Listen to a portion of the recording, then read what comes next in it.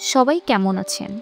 আজ আপনাদের জন্য নিয়ে এসেছি জহির রায়হানের লেখা বরফ-গলা নদী বইটির ২য় পর্ব। চাবিটা ব্যাগের মধ্যে রেখে দিয়ে রাস্তায় নেমে এলো লিলি। কাছাকাছি কোনো রিকশা চোখে পড়ল না। আশপাশে কোনো রিকশা স্ট্যান্ডও নেই। বেশ কিছু দূর হেঁটে দিয়ে তারপর পাওয়া যেতে পারে একটা। ব্যাগটা খুলে পয়সা নিয়েছে কিনা দেখল লিলি। নিয়েছে সে। কিছু খুচরো আর দুটো ১ টাকার নোট। এই দুপুর রোদে বেশি দূর হাঁটতে হলো না। খানিক পথ আসতে একটি রিকশা পাওয়া গেল। হাত বাড়িয়ে তাকে থামালো লিলি। ভাড়া যাবে? আজিমপুর গোরস্থানে যাবে। কত নেবে? ৮ আনা মেম সাব। কোনো দ্বিরুক্তি না করে রিকশায় উঠে বসলো লিলি। বিকেলে বাসায় ফিরে এসে তালাটা খুলতে গিয়ে হাত কাঁপছিল তার। সাবধানে দরজাটা খুলল। এখনো ঘুমুচ্ছে মাহমুদ। কপালে মৃদু ঘাম জমেছে তার।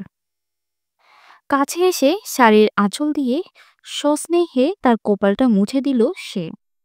তারপর অতি ধীরে ধীরে নিজের মুখখানা নামিয়ে এনে ওর মুখের ওপর রাখল লিলি।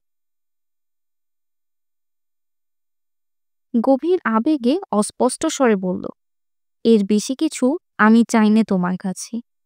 চিরদিন এমনই করে যেন তোমাকে পাই।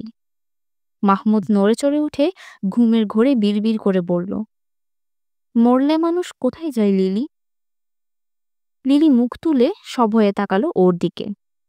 ঘুমের মধ্যেও সেই একই চিন্তা করছে লোকটা। দিনে রাতে এভাবে যদি মৃত্যুর কথা ভাবতে থাকে তাহলে হয়তো একদিন পাগল হয়ে যাবে মাহমুদ। না, তার সেই ভয়াবহ পরিণতির কথা কল্পনা করতে পারে না লিলি। এ পরিণাম প্রতিহত করতেই হবে।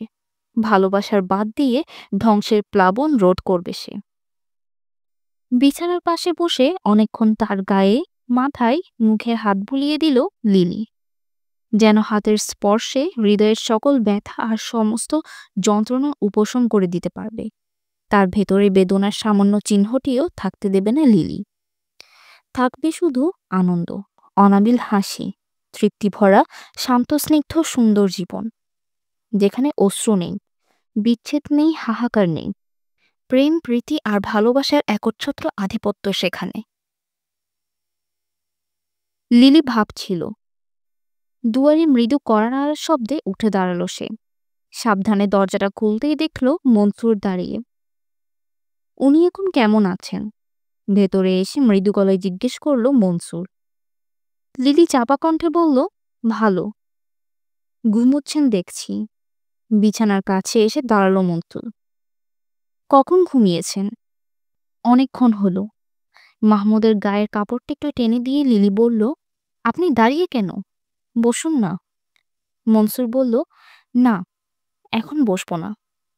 উনি কেমন আছেন দেখতে এসেছিলাম। কাল সকালে আবার আসবো আমি। রাতে অবস্থা যদি খারাপের দিকে যায় তাহলে আমাকে খবর দেবেন। আচ্ছা। লিলি ঘাড় নেড়ে সায় দিল। যাবার আগে টাকা পয়সা কোনো প্রয়োজন আছে কিনা জানতে চাইল মনসুর। লিলি সংক্ষেপে বলল, না। প্রয়োজন হলে সংকোচ না করে চাইবেন। লিলির চোখে চোখ রেখে মনসুর কাতর কণ্ঠে বলল, দয়া করে আমাকে পর ভাববেন না। না না, সে কি কথা? দ্রুত মাথা নেড়ে লিলি বলল ওকে, ভুল বুঝবেন না আপনি। মনসুর চলে গেলে আবার বিছানার পাশে এসে বসল লিলি।